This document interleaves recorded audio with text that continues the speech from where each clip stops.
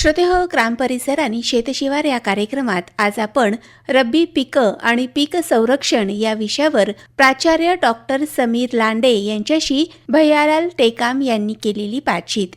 या कार्यक्रमाचे सादरकर्ते आहेत भैयालाल टेकाम. शेतकरी बंधूंनो नमस्कार. शेतकरी बंधूंनो, या रब्बी हंगामात आपल्या अमरावती जिल्ह्यातील बऱ्याच शेतकरी बांधवांनी विविध प्रकारातील पिकांची लागवड केलेली आहे. पिकांपासून उत्तम असं चांगलं उत्पादन घेण्यासाठी पीक व्यवस्थापनाच्या विविध प्रकारातील कामं आपण करत असतो. पण ही सगळीच कामं करत असताना आपल्या पिकाचं पीक संरक्षण करणंही तेवढंच गरजेचं आहे. आणि म्हणूनच आज आपण ग्राम परिसर आणि शेत शिवार या कार्यक्रमात रब्बी हंगामातील पिकं आणि पीक संरक्षण याविषयी माहिती देण्यासाठी आज आम्ही आमंत्रित केलेलं आहे प्राचार्य डॉक्टर समीर लांडे. लांडे सर, स्वागत आपलं. नमस्कार. नमस्कार. लांडे सर, खरं तर शेती हा आपला प्रमुख व्यवसाय आहे. या व्यवसायातून आपल्या शेतकरी बांधवांचं जे विविध प्रकारातील पिकं घेत असतात, या पिकातनं चांगलं उत्पादन मिळावं हाच एक उद्देश आपल्या शेतकरी बांधवाचा असतो. गहू आणि हरभरा या पिकाचं पीक व्यवस्थापन करणंही तेवढंच गरजेचं आहे. या पिकाचं पीक व्यवस्थापन करत असताना साधारणतः कोणकोणत्या प्रकारातील कामं करणं गरजेची असतात? जेव्हा आपण हरभरा पिकाची निवड करतो तर हरभरा हे कोरडवाहू आणि ओलीत या दोन्ही पद्धतीने आपण त्याचं उत्पादन घेऊ शकतो. पण आपल्या इथे कोरडवाहू हरभरा हा जास्त प्रमाणामध्ये आपल्याला पाहायला मिळतो. हरभरा पीक ज्यावेळेला आपण निवडतो त्याच्या पेरणीआधी जमीन ज्यावेळेला तयार करतो आणि पेरणीच्या वेळेला जेव्हा आपण बियाणं निवडतो, उत्तम प्रकारचं बियाणं निवडणं हे अतिशय गरजेचं आहे. पण त्यासोबतच त्याच्यावर पुढे येणारे जे रोग आहेत त्याच्या नियंत्रणाकरिता आपल्याला त्याची ट्रीटमेंट करणं, सीड ट्रीटमेंट ज्याला आपण म्हणतो किंवा बीज प्रक्रिया ज्याला आपण म्हणतो, तर ते करणं फार गरजेचं असतं. आणि ही सगळी कामं आपल्या शेतकरी बांधवांनी नक्कीच केलेली असणार आहे. निश्चितच. आणि मशागतीच्या बाबतीत तर आपण बोलतो आहोतच, आंतरमशागतीची कामं आपण करतो आहोत. आणि या पिकाला लागणारी जी खतं असतील, शिफारस केल्याप्रमाणे ही खतं आपण आपल्या पिकांना देत असतो. निश्चित. आता एवढं सर्व करूनसुद्धा बऱ्याच वेळेला काय होतं की आपण पाहतो की जर व्यवस्थित बीज प्रक्रिया झाली नसेल किंवा त्याला आपण व्यवस्थित ट्रीटमेंट दिलेली नसेल तर हरभरा पीक उधळलेलं आपल्याला बऱ्याच ठिकाणी दिसतं. पॅचेसमध्ये बऱ्याच ठिकाणी हरभरा पीक उधळतं. त्याच्या मागचं कारण त्याच्यावर एक रोग येतो ज्याला आपण फिजारियम म्हणतो. आता या रोगाचं नियंत्रण आपल्याला बीज प्रक्रियेदरम्यानच करणं गरजेचं आहे किंवा आता जरी वेळ निघून गेली असेल तरी पण पुढच्या वर्षी आपल्याला या प्रकारातील खबरदारी घेणं गरजेचं आहे. निश्चितच. कारण कसं असतं की बीज प्रक्रिया ही महत्त्वाची प्रक्रिया आहे की ज्यापासनं आपण पुढे येणाऱ्या पिकाचं आपण संरक्षण करतो. तर त्याच्यासाठी आपण ट्रायकोडर्माचा वापर करू शकतो किंवा मग त्यासाठी आपण कुठलंही इन्सेक्टिसाइड आपण त्याला वापरू शकतो. या दोन्ही पिकांसाठी म्हणजे हरभरा आणि गहू या पिकासाठी वेळेवर पाण्याच्या पाड्या देत असतो. पाणी नियोजन असेल, शिफारस केल्याप्रमाणे आपण रासायनिक घटकांचा किंवा रासायनिक जी खतं आहेत या खताचाही वापर आपण या पिकांसाठी करत असतो. तरी पण एवढं सगळं करूनही आपल्याला शाश्वत उत्पादन मिळत नाही. त्याला कारणं कोणकोणती आहेत? त्यामागे महत्त्वाचं कारण म्हणजे कीड आणि त्या मागे होणारं जे नियंत्रण आहे ते महत्त्वाचं आहे. तर किडीच्या बाबतीत बोलायचं झालं तर बऱ्याच ठिकाणी असंही बोललं जातं की जसजसं या पिकाची वाढ होत जाते त्या वाढीच्या अवस्थेनुसार अनेक प्रकारातील किडी येत असतात. तर हरभरा पिकाच्या संदर्भात काय सांगता येईल? आता घाटेअळी ही अनेक पिकांवर आपल्याला पाहायला मिळते. ही बहुभक्षीय कीड आहे. म्हणजे जर या अळीबद्दल आपल्याला सांगायचं झालं तर ही 181 वेगवेगळ्या पिकांवर याचा प्रादुर्भाव आपल्याला पाहायला मिळतो. पण प्रामुख्याने याचं सर्वात आवडतं पीक जे आहे किंवा आवडतं खाद्य जे आहे ते आहे हरभरा. पण जसं या पिकाची वाढ होत जाते त्या वाढीच्या अवस्थेनुसार अशा कोणकोणत्या प्रकारातील किडी आहेत की त्या किडी आपल्या पिकाचं नुकसान करत असतात?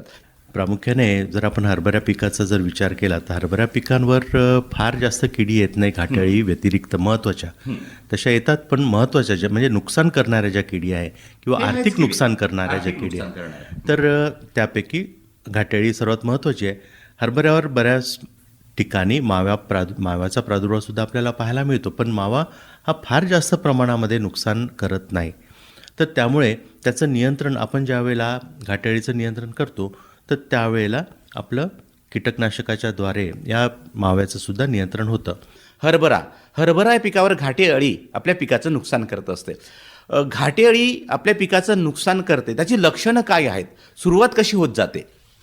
सुरुवातीला या अळीचा प्रादुर्भाव सहसा पीक जेव्हा 3 आठवड्याचं असतं त्यावेळेला सुरुवातीला पाहायला मिळतं. तर ही अळी ज्यावेळेला प्रौढ होते, म्हणजे तिचा जो पतंग आहे, पतंग झाडांच्या पानांवर, हरभऱ्याच्या पिकांच्या पानांवर अंडी घालतो. या अळीची एक वैशिष्ट्यता या पतंगाची एक वैशिष्ट्यता अशी आहे की हा नेहमी एकेरी अंडी घालतो आणि एक मादी पतंग जवळपास 500 ते 600 अंडे देण्याची क्षमता ठेवतो. म्हणजे एकेरी अंड प्रत्येक ठिकाणी हे पतंग देतं आणि जवळपास 500 ते 600 अंडे ही पतंग त्या पिकांवर देते. आता या अंड्यामधनं ज्यावेळेला छोटी अळी बाहेर निघते तर ती अळी त्या पानाला हळूहळू थोडंसं कुरतडते. म्हणजे खरडल्यासारखं ती करते, ज्यामुळे पानावर पांढरे ठिपके पडल्यासारखे आपल्याला दिसतात. लक्षणं काय सांगता येईल? आपल्या शेतकरी बांधवांना कसं ओळखणं गरजेचं आहे? सुरुवातीला पानावर छोटे छोटे पांढरे डाग पडलेले आपल्याला दिसतील, पण हे प्रथम अवस्थेमध्ये ज्यावेळेला अळी असते त्या अवस्थेमध्ये आपल्याला याचा प्रादुर्भाव पाहायला मिळतो. पण जशी जशी ही या अळीची वाढ होते तर ती अळी सुरुवातीला थोड्याफार प्रमाणामध्ये पानावर उदरनिर्वाह करते, पण त्यानंतर या अळीचं प्रमुख आकर्षण असतं फुले आणि घाटे. फुलांना आणि घाटांना ही अळी अतिशय जास्त प्राधान्य देते खाण्याकरिता. पानापेक्षाही जास्त तिचं आकर्षण हे घाट्यांकडे असतं. तर एकदा ही अळी, या अळीचं वैशिष्ट्यपूर्ण नुकसान करण्याची पद्धती अशी आहे की ही अळी पूर्णपणे घाट्यांमध्ये जात नाही. ही शरीराचा अर्धा भाग हा घाट्यामध्ये घालते असतो आणि उर्वरित अर्धा भाग हा बाहेर असतो. आणि जो अर्धा भाग आतमध्ये आहे तिचं तोंड आतमध्ये असतं, त्याच्यामुळे आतमधला जो हरभऱ्याचा दाणा जो भरून राहिलेला असतो त्याला ती पूर्णपणे पोखरून खाऊन टाकते आणि पूर्ण घाटे हे निकामी करून टाकते, पोकळ करून टाकते आणि असे ती अनेक घाटांचं ती नुकसान करते. तर या एकट्या अळीमुळे हरभऱ्याचं जवळपास 30 ते 40% वार्षिक उत्पादनामध्ये नुकसान करण्याची क्षमता या एकट्या किडीमध्ये आहे. घाटे अळी आपल्या हरभरा पिकाचं नुकसान कसं करते हे तर आपण सांगता आहात. खरं तर घाटे अळीचं नियंत्रण करायचं असेल तर विविध प्रकारातील पद्धती आहेत. तर या पद्धतीविषयी काय सांगता येईल? त्याचं नियंत्रण कसं करावेत आपल्या शेतकरी बांधवांनी? घाटेअळी किंवा विविध प्रकारे आपण याला नियंत्रण करू शकतो किंवा अनेक पद्धती त्याला नियंत्रण करण्यासाठी आपल्याला माहिती आहेत. त्यापैकी सर्वात पहिलं जे आपल्या जवळ आणि फार सहज उपलब्ध आहे ते म्हणजे निंबोळी अर्क. आता हा निंबोळी अर्क आपण आपल्या घरीसुद्धा तयार करू शकतो किंवा आपण बाजारातनं सुद्धा विकत आणू शकतो. पण बाजारामध्ये निंबोळी अर्क मिळणार नाही, बाजारामध्ये तुम्हाला निंबोळी तेल मिळेल. तर त्यापेक्षा जर आपण आपल्या घरच्या घरी निंबोळी अर्क तयार केला, 5% निंबोळी अर्काचं फवारणी जर आपण केली तर निश्चितच आपल्याला आपल्या पिकांवर या किडीचा प्रादुर्भाव करण्यास मदत होईल. 5% निंबोळी अर्क तयार करण्यासाठी आपल्याला सुरुवातीला 5 किलो निंबोळी घ्यावी लागेल. निंबोळीला बारीक करावं लागेल मिक्सरमधनं. बारीक म्हणजे साधारण जाडसरच बारीक करायचं आणि त्या 5 किलो भरड, ज्याला आपण भरड म्हणू, तर ती भरड ही 10 लिटर पाण्यामध्ये रात्रभर भिजत घालायची आणि भिजत घातल्यानंतर त्याचं दुसऱ्या दिवशी एका कपड्यामधनं चांगल्या पद्धतीने त्याला गाळून घ्यायचं. म्हणजे जो आपल्याला अर्क मिळेल, आता अर्क आपण रात्री 10 लिटर पाण्यामध्ये हे 5 किलो निंबोळी पावडर भिजवली, पण आपल्याला जो अर्क मिळेल तो जवळपास 7.5 ते 8 लिटरच मिळेल, कारण तेवढं पाणी त्या निंबोळीने शोषून घेतलेलं असणार. तर हे जे 8 लिटर आपल्याला अर्क मिळालेलं आहे, म्हणजे जितकं पाणी कमी झालं मोजून घ्यायचं, जितकं पाणी कमी झालं तितकं पाणी त्याच्यामध्ये टाकायचं. म्हणजे जर 8 लिटर असेल तर 2 लिटर त्याच्यामध्ये टाकायचं, म्हणजे पूर्ण 10 लिटर त्याचं अर्क आपल्याला मिळेल. तर असं याला आपण स्टॉक सोल्युशन म्हणू. तर आता हे स्टॉक सोल्युशन काय करायचं की याचा वापर आपण 100 लिटर पाण्यासाठी फवारणी करण्यासाठी याचा वापर करू शकतो. काय करायचं की 1 लिटर पाण्याला, म्हणजे जर आपल्याला 5% निंबोळी अर्क तयार करायचा असेल तर आपण या पद्धतीने निंबोळी रात्रभर भिजत घातली, दुसऱ्या दिवशी त्याचा अर्क काढला आणि अर्क आपल्याला जवळपास 10 लिटर अर्क आपल्याजवळ तयार झाला. तर हा 10 लिटर अर्क 90 लिटर पाण्यामध्ये त्याचं डायल्युशन करायचं, म्हणजे 90 लिटर पाण्यामध्ये त्याला एकत्रित करायचं. त्या 90 लिटर पाण्यामध्ये एकत्रित केल्यानंतर आपल्याला द्रावण जे तयार होईल ते 100 लिटर होईल. मग या 100 लिटर द्रावणामध्ये आपल्याला 200 ग्राम साबणीचा चुरा टाकायचा आहे आणि 200 ग्राम साबणीचा चुरा टाकून नंतर याची फवारणी करायची आहे. आता याच्या मागचा उद्देश काय आहे की निंबोळी ही सहजासहजी प्रत्येक धुऱ्यावर आपल्याला उपलब्ध होईल. फक्त मेहनत थोडीशी आपल्याला उन्हाळ्यामध्ये करायची आहे की ज्या वेळेला झाडाच्या निंबोळ्या खाली गळतात तर त्या निंबोळ्या जमा करायच्या, वेचायच्या आणि त्याला सावलीमध्ये सुकू घालायचं आणि जिथे जिथे ज्या ज्या पिकाला आपल्याला फवारणी करायची आहे त्या पिकासाठी आपण या निंबोळी 5% अर्काचा वापर प्रत्येक पिकासाठी आपण कीड नियंत्रणासाठी करता येईल. इतका सरळ सोपा उपाय आपल्या प्रत्येकाच्या धुऱ्यावर उपलब्ध आहे. त्याचा फायदा प्रत्येक शेतकऱ्यांनी करून घ्यावा. म्हणजे निंबोडी अर्काचा वापर केल्यानंतरही जर घाटे अळीचं नियंत्रणात आलीच नाही तर अशा वेळेस काही रासायनिक घटकांचा वापर आपल्याला करता येईल का? निश्चितच. पण त्याआधी मला शेतकरी बांधवांना काही गोष्टी सांगायच्या आहे की ज्या त्यांनी आवर्जून आपल्या शेतामध्ये करायला पाहिजे. ज्यावेळेला आपण हरभऱ्याची हरभऱ्याची पेरणी करतो त्यावेळेला हरभऱ्यासोबतच धुऱ्यावर किंवा काही ओळी मक्याच्या टाकायच्या, जेणेकरून आता याचा उपयोग काय होतो की हरभऱ्यामध्ये जर आपण मका टाकला तर मका हा उंच वाढणारं पीक आहे आणि मक्याला जर तुम्ही बघितलं तर त्याच्या डोक्यावर तुरा येतो आणि खाली कंस लागतात. आता हे जे तुरा आणि कंस हे दोन्ही जे आहेत हे दोनही आपल्याला उपयोगी पडतात. कशासाठी? कारण आपल्या शेतामध्ये जे शत्रुकीड असते त्या शत्रुकिडीला नियंत्रण करण्यासाठी आपल्याला मित्रकीड आकर्षित करणं गरजेचं आहे आणि या मित्रकिडींना आकर्षित करण्यासाठी या मक्याचा वापर आपण खूप जास्त चांगल्या प्रकारे करू शकतो. आता तो कसा की जो वर तुरा लागतो त्या तुरामध्ये जे पोलन्स असतात, परागकण ज्याला आपण म्हणतो, हे परागकण अतिशय उत्कृष्ट खाद्य या आपले जे मित्रकीड आहे त्यांचं उत्कृष्ट खाद्य म्हणून ते निसर्गामध्ये वापरलं जातं. आता ही मित्रकीड हे परागकण खाण्यासाठी आपल्या शेताकडे आकर्षित होतील आणि आकर्षित झाल्यानंतर आपल्या पिकामध्ये असणारी जी शत्रुकीड आहे म्हणजे जी घाटे अळी आहे त्या घाटे अळीला नियंत्रण करण्याचं अतिशय चांगलं काम ही आपले मित्रकीड करेल. सोबतच याला ज्याला आपण मका म्हणतो, जो मका लागतो, कणीस लागतं, त्या कणसामधनं जे बारीक बारीक तंतू बाहेर निघतात त्या तंतू जे बाहेर निघाले तंतू आहेत त्याच्यामध्ये एक असं गोड चिकट स्रावण त्याच्यामधनं होत असतं. त्यामुळे सुद्धा बरेचसे परोपजीवी परभक्षी कीटक आकर्षित होतात आणि हे परोपजीवी परभक्षी कीटक आपल्याला कीड नियंत्रणासाठी अतिशय उत्कृष्टपणे मदत करतात. नक्कीच या संदर्भात आपण बोलणारच आहोत, पण या ठिकाणी आपल्या आवडीचं गीत ऐकूयात. काड्या मातीत मातीत हे गीत. परत एकदा ग्राम परिसर आणि शेत शिवार या आपल्या कार्यक्रमात सर्वांचं स्वागत आहे. लांडे सर, हरभरा या पिकावर जी घाटे अळी येत असते या घाटे अळीच्या नियंत्रणासाठी आपण या जैविक घटकांचा मक्यासारखी उंच वाढणारी पिकं आपण आपल्या या हरभरा पिकात लावली तर त्याच्यावर बसणारे पक्षी आहेत या पक्ष्यांच्या माध्यमातून या घाटे अळीचं नियंत्रण आपल्याला नक्कीच करता येईल. कसं आहे की आपण हरभरा पिकामध्ये जर पक्ष्यांसाठी थांबे उभारले. आता पक्ष्यांसाठी थांबे म्हणजे काय? एक त्यांना बसण्यासाठी आपल्याला जागा उपलब्ध करून द्यायची आहे. म्हणजे पक्षी थांबे ज्याला आपण म्हणू, असे आपल्या शेतामध्ये एका हेक्टरामध्ये जवळपास आपण 20-25 जर पक्षी थांबे जर लावले तर त्याचासुद्धा आपल्याला आपल्या पिकामध्ये निश्चितच फायदा होईल. कारण कसं असतं की पक्षी थांबे लावले की त्याच्यावर पक्षी बसतील आणि पक्षी बसल्यानंतर तुमच्या शेतामध्ये असणारी जी घाटेळी आहे त्याला वेचून खाण्याकरिता या पक्ष्यांचा आपसुकच आपल्याला फायदा होईल आहे. तर पक्षी थांबे लावणं फार गरजेचं आहे. त्यानंतर आपण आणखी एक पद्धतीने या किडीचं नियंत्रण करू शकतो, जिथे आपल्याला कीटकनाशकाचा वापर न करता सुद्धा आपल्याला या किडीचं नियंत्रण करता येईल. त्याला आपण म्हणतो फिरोमोन ट्रॅप्स किंवा लिंग प्रलोभन सापळे. आता हे फिरोमोन ट्रॅप्स किंवा लिंग प्रलोभन सापळ्याचा वापर जर आपण केला तर निश्चितच याचा वापर कसा होतो तुम्हाला सांगतो की हे लिंग प्रलोभन सापळे कशासाठी आहे.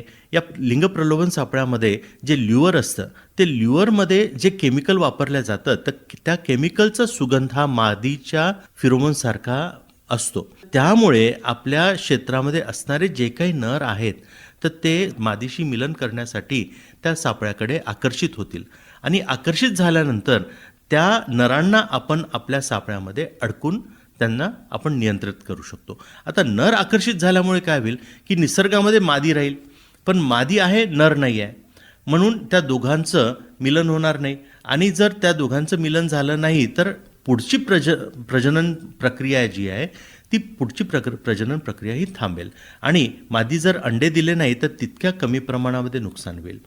कारण कसं आहे की जितक्या प्रमाणामध्ये ती अंडे देईल तितक्या प्रमाणामध्ये नुकसान होईल. आणि जर आपण मादीला अंडे देण्यापासून प्रवृत्त केलं, म्हणजे नरांना जर आपण आकर्षित करून त्यांना अडकवून टाकलं, तर मादीला नर मिळणार नाही आणि अंडे पुढची प्रजनन क्षमता तिची कमी होऊन जाईल. नक्कीच. म्हणजे चिकट सापड्यांचा वापर करून आपल्याला या घाटे अळीचं नियंत्रण नक्कीच करता येईल. हरभरा या पिकावर घाटे अळीच्या व्यतिरिक्त अजून कोणकोणत्या किडी आहेत की या किडी आपल्या पिकाचं नुकसान करत असतात?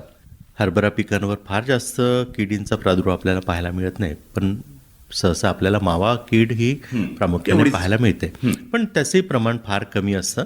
तर त्यासाठी सुद्धा आपण काय करायचं की पिवळे चिकट सापळे जर आपण आपल्या पिकामध्ये लावले तर निश्चितच आपल्याला या किडीचं नियंत्रण करता येईल. किंवा आता हे पिवळे सापळे विकत सुद्धा मिळतात किंवा आपण आपल्या घरच्या घरी सुद्धा कमी खर्चामध्ये तयार करू शकतो. आता घरच्या घरी कमी खर्चामध्ये कसं तयार करता येईल की काय करायचं, लोखंडाचे खरडे घ्यायचे, त्याला पिवळा रंग द्यायचा, ऑइल पेंट लावायचा आणि त्याला आपल्या शेतामध्ये ज्यावेळेला आपण लटकवू तर शेतामध्ये लटकवत असताना किंवा लटकवताना त्याला एरंडीचं तेल लावायचं. आता हा जो मावा कीड आहे ही त्या पिवळ्या रंगाकडे आकर्षित होते आणि पिवळ्या रंगाला आपण तेल लावलेलं असल्यामुळे त्याला ती चिटकते आणि त्याची संख्या आपोआप कमी होते. म्हणजे कमी खर्चामध्ये किंवा कीटकनाशक वापरता आपण या किडीचा नियंत्रण आपण करू शकतो. म्हणजे पिवळे चिकट सापड्यांचा वापर करून या मावा किडीचं नियंत्रण आपल्याला नक्कीच करता येईल. घाटे अळीचं नियंत्रण करायचं असेल तर रासायनिक घटकांचा वापर करून आपल्याला नियंत्रणात कसं आणता येईल? निश्चितच आपल्याला रासायनिक कीटकनाशकाचा वापर तर करता येईलच, पण माझ्या मते आपण रासायनिक कीटकनाशक हे सर्वात शेवटी वापरायचं. त्याआधी आपल्या इथे आणखी एक रामबाण उपाय आपण करू शकतो, तर तो म्हणजे HANPV, ज्याला आपण म्हणतो हेलिक्वर्पा न्यूक्लिअर पॉलीहायड्रोसिस व्हायरस. तर या विषाणूचा वापर आपण या घाटेअळीच्या नियंत्रणासाठी करू शकतो. तर त्यानंतर जर आपल्याला आवश्यकता भासलीच तरच मग आपण रासायनिक कीटकनाशकाचा वापर आपल्याला करता येईल. रासायनिक कीटकनाशक जर आपण म्हटलं तर आपण क्विनॉलफॉस 25% प्रवाही 20 मिली प्रति 10 लिटर पाण्यामध्ये मिसळून याची फवारणी आपल्याला करता येईल. आणि ही फवारणी आपल्याला 15 दिवसाच्या अंतराने जर आपल्याला वाटलंच तर आपण दुबार फवारणी करू शकतो. नक्कीच. म्हणजे जैविक घटकाचा वापर करून जर किडीचं नियंत्रणात आलीच नाही तर रासायनिक घटकाचा वापर करून आपल्याला नक्कीच किडीचं नियंत्रण करता येईल. या रब्बी हंगामात आपल्याला हरभरा हे प्रमुख पीक आपला शेतकरी बांधव या रब्बी हंगामात घेत असतो. त्याचबरोबर बऱ्याच ठिकाणी गहू या पिकाची लागवड केलेली आहे आणि सुरुवातीला आपण सांगितलेलं आहे. तर गहू या पिकावर साधारणतः कोणकोणत्या प्रकारातील किडी येत असतात आणि या किडीच्या नियंत्रणासाठी आपल्या शेतकरी बांधवांना काय सांगाल? कुठल्या पद्धतीचा वापर करून आपल्याला या किडीचं नियंत्रण करता येईल? गहू पिकांवर अनेक विविध प्रकारच्या किडी आपल्याला पाहायला मिळतात, पण आपल्या भागामध्ये प्रामुख्याने आपल्याला मावा, तुडतुडे, खोडकिडा आणि वाळवी या 4 मुख्य प्रकारच्या किडी आपल्याला आपल्या भागांमध्ये पाहायला मिळतात. त्यापैकी मावा, तुडतुडे हे रस शोषण करणाऱ्या किडी आहेत. खोडकिडा हा खोडामध्ये खोड पोखरणारा आहे आणि वाळवी ही जिथे गव्हाला मेकॅनिकल डॅमेज ज्याला आपण म्हणू किंवा एखादं त्याला इंजुरी झाली असेल किंवा जखम झाली असेल तर त्या ठिकाणी वाळवीचा प्रादुर्भाव आपल्याला गव्हामध्ये पाहायला मिळतो. तर आणि सोबतच बऱ्याचशा ठिकाणी आपल्याला गव्हामध्ये उंदरांचा सुद्धा प्रादुर्भाव खूप जास्त प्रमाणामध्ये पाहायला मिळतो. नक्कीच. सुरुवातीला आपण मावाच्या संदर्भात बोलूया. मावा या किडीच्या नियंत्रणासाठी आपल्या शेतकरी बांधवांनी काय करणं गरजेचं आहे? मावा हे रस शोषण करणारी कीड आहे. तर मावा सहसा आपल्याला पानांवर किंवा पानाच्या खालच्या भागावर किंवा जो वरचा भाग असतो त्यावर जास्त प्रमाणामध्ये दिसतो. सोबतच तुडतुडे सुद्धा, म्हणजे आता मावा तुडतुडे जवळपास लक्षणं सारखीच आहेत का? नाही, या दोघांची लक्षणे थोडीशी वेगळी आहेत. मावा ज्यावेळेला नुकसान करतो त्यावेळेला त्या पिकांवर थोडासा चिकटावा पडतो आणि जिथे तुडतुडे असतात त्या ठिकाणी आपल्याला पानं थोडी पिवळी झालेली दिसतात किंवा थोडीशी करपल्यासारखी आपल्याला दिसतात. पण या दोन्ही याचं नियंत्रण आपल्याला सोबत करता येतं. आता या दोन्ही याचं नियंत्रण करण्यासाठी आपल्याला वास्तविक पाहता आपल्या भागामध्ये या किडीचा प्रादुर्भाव फार कमी असतो. सहसा शेतकरी याला नियंत्रण करण्याच्या भानगडीत पडत नाहीत, पण तरीसुद्धा याला जर आपल्याला नियंत्रण करायचंच असेल आणि कीटकनाशकाचा वापर करायचा नसेल तर जर आपण पिवळे सापळे वापरलेत तर निश्चितच, मगाशी मी जसं तुम्हाला पिवळे सापळे तयार करण्याची पद्धत सांगितली तर तशाच पद्धतीचा वापर करायचा. निश्चित तसेच पिवळे सापळे तयार करून आपल्याला आपल्या पिकामध्ये जर लावले तर या दोन्ही किडीचा प्रादुर्भाव आपल्याला खूप जास्त प्रमाणामध्ये कमी करता येईल. पण याच्यामध्ये एक दक्षता आपल्याला अशी घ्यायची आहे की ज्यावेळेला आपण पिवळे सापळे लावतो त्याच्यावर आपण एरंडीचं तेल लावणार, तर 8 ते 10 दिवसानंतर काय करायचं, ते जे टिनाचे जे आपण तयार केलेले आहेत तर त्याला साबणीच्या पाण्याने धुवून घ्यायचं किंवा पुसून घ्यायचं, जेणेकरून त्याच्यावर चिटकलेले जे काही कीड आहे ती निघून जाईल आणि त्याला परत नवीन आपल्याला एरंडीचं तेल फासणं गरजेचं आहे किंवा लावणं गरजेचं आहे. गहू या पिकावर वाळवी या किडीचाही प्रादुर्भाव गहू या पिकांना होत असतो. तर वाळवी या पिकाच्या नियंत्रणासाठी आपल्या शेतकरी बांधवांना काय सल्ला द्याल? आता वास्तविक पाहता या किडीचा प्रादुर्भाव पीक वाढीच्या अवस्थेमध्ये दिसून येतो आणि ही कीड गव्हाच्या मुळे खातं आणि त्यामुळे रोपे वाळतात आणि संपूर्ण झाडसुद्धा वाळते. याला नियंत्रण करण्यासाठी आपल्याला सर्वात पहिले एक काम करावं लागेल की आपल्या बांधावर किंवा आपल्या शेतामध्ये जिथे कुठे वारूळ असेल, जर वारूळ असेल तर ते वारूळ नष्ट करणं फार गरजेचं आहे, कारण या वाळवीचा प्रादुर्भाव तिथनं होत असतो. त्याचे जे कामकरी कीटक आहेत तर ते कामकरी कीटक त्या वारुळापासनं ते पिकापर्यंत ते एक चालत येतात किंवा टनल्स तयार करतात आणि त्याच्यामधनं तर ते पिकांना नुकसान करतात. तर त्यासाठी आपल्याला त्या वारुळामध्ये असणारी जी राणी आहे, ज्याला आपण वाळवीची राणी म्हणतो, तर तिला आपल्याला नियंत्रण करणं गरजेचं आहे, कारण ही राणी जवळपास दिवसाला 2 ते 2,500 अंडी घालण्याची क्षमता ठेवते. म्हणजे दररोज ती 2,000 ते 2,500 अंडी घालते. म्हणजे इतक्या प्रमाणामध्ये तिचं प्रजनन क्षमता आहे. तर त्यासाठी आपल्याला पहिले तिचं नियंत्रण करणं गरजेचं आहे. तिचं नियंत्रण जर आपण केलं तर आपल्या पिकांवर होणारं जे नुकसान आहे ते आपसूक हळूहळू कमी होते. म्हणजे वाळवी ही तेवढीच महत्त्वाची आहे आणि वाळवी गहू या पिकाचं नुकसान कसं करत असते हे आपण सांगता आहात. पण नियंत्रणाच्या बाबतीत काय सांगता येईल? त्यासाठी आपल्याला त्या वारूळ नष्ट केल्यानंतर त्याच्यामध्ये क्लोरोपायरिफॉस 20% प्रवाही हे कीटकनाशक 15 मिली 10 लिटर पाण्यामध्ये मिसळून हे औषधाचे मिश्रण 50 लिटर एका वारुळासाठी या प्रमाणात वारुळात टाकावे. तसेच फोरेट 10% दाणेदार किंवा कार्बोफ्युरॉन 3% दाणेदार हेक्टरी 25 किलो जमिनीत टाकावे आणि जमिनीमध्ये निंबोळी पेंड 200 किलो प्रति हेक्टरी जर आपण टाकली तरीसुद्धा या वाळवी किडीचं नियंत्रण आपल्याला करता येईल. नक्कीच. म्हणजे या पद्धतीचा वापर केल्यास वाळवी ही कीड आपल्या पिकाचं जे नुकसान करत असते या वाळवी या किडीचं नियंत्रण नक्कीच आणता येईल. उंदीर हे तेवढंच महत्त्वाचं आहे आणि उंदीर आपल्या पिकाचं नुकसान करत असते, गहू या पिकाचं नुकसान करत असते. तर उंदराच्या बंदोबस्तासाठी काय करता येईल? आता उंदराच्या बंदोबस्तासाठी आपल्याला काय करावं लागेल, उंदीर काय करतं की गहू पिकामध्ये आपलं बिळं तयार करतं आणि बिळं तयार केल्यानंतर ज्या वेळेला ओंबीच्या अवस्थेमध्ये पीक असतं त्यावेळेला हे ओंब्या तो सरसकट खालून कुरतडतो आणि तो आपल्या बिळामध्ये घेऊन जातो आणि अशा प्रकारे तो असंख्य प्रमाणामध्ये तो नुकसान करतो. तर याला नियंत्रण करण्यासाठी आपल्याला काय करावं लागेल की याला पहिले पॉयझन बेटिंग आपल्याला करावं लागेल. पॉयझन बेटिंग म्हणजे पहिले त्याला आमिष दाखवावं लागेल. त्याला उंदराला जर मारायचं असेल तर डायरेक्टली तो तसं आपल्याला मारता येणार नाही, पण त्याला मारण्यासाठी पहिले आपल्याला त्याला आकर्षित करणं गरजेचं आहे. आता आकर्षित करण्यासाठी काय करायचं की त्याला त्याचं आवडतं जे खाद्य आहे तर ते आवडतं खाद्य त्याला 2-3 दिवस फुकट खाऊ घालायचं. म्हणजे जसे तळलेले भजे असतील किंवा मग आपलं तांदूळ ज्याला आपण भात म्हणतो, भात शिजवल्यानंतर त्याचे छोटे छोटे गोळे तयार करून जिथे जिथे आपल्याला बिळे दिसतात तिथे जवळपास ते बिळं टाकायचे, त्या बिळाच्या जवळपास ते अन्न टाकायचं. म्हणजे तो ते अन्न खायला सुरुवात करेल आणि काही दिवसानंतर एकदा त्याला त्या अन्नाची सवय झाली त्यानंतर त्याच्यामध्ये झिंक फॉस्फाईड नावाचं जे रोडेंटिसाईड आहे तर ते झिंक फॉस्फाईड त्याच्यामध्ये मिश्रण त्याचं करायचं आणि त्यानंतर तो खाल्ल्यानंतर त्या नियंत्रण त्याचं आपल्याला नक्कीच नष्ट होईल. खरं तर गहू या पिकावर ज्या विविध प्रकारातील किडी येत असतात त्यात मावा, तुडतुडे, वाळवी आणि उंदीर या चारही प्रकारातील किडीचं आणि उंदराचं बंदोबस्त कसं करणं गरजेचं आहे हे आपल्याला डॉक्टर लांडे सर यांनी सांगितलेलं आहे. खरं तर गहू आणि हरभऱ्याच्या बाबतीत घाटेअळीच्या नियंत्रणाच्या संदर्भात सांगितलेलं आहे. गहू या पिकाच्या बाबतीत गहू या पिकावर ज्या विविध प्रकारातील किडी येतात त्या संदर्भात लांडे सरांनी सांगितलेलं आहे. तरी पण जाता जाता आपल्या मनात काही प्रश्न असतील, काही शंका असेल, लांडे सरांना काही प्रश्न विचारायचे असेल तर काय सांगता येईल? स्वतःचा दूरध्वनी क्रमांक 9657046002. तुम्ही मला या नंबरवर संपर्क साधू शकता किंवा प्रत्यक्ष महाविद्यालयात सुद्धा येऊ शकता. नक्कीच.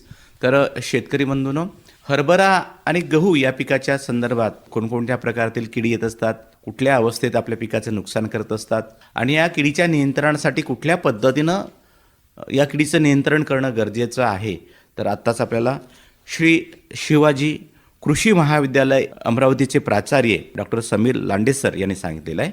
डॉक्टर लांडे सर, आज आपण ही मुलाखत दिलीत. धन्यवाद. नमस्कार. धन्यवाद. धन्यवाद सर.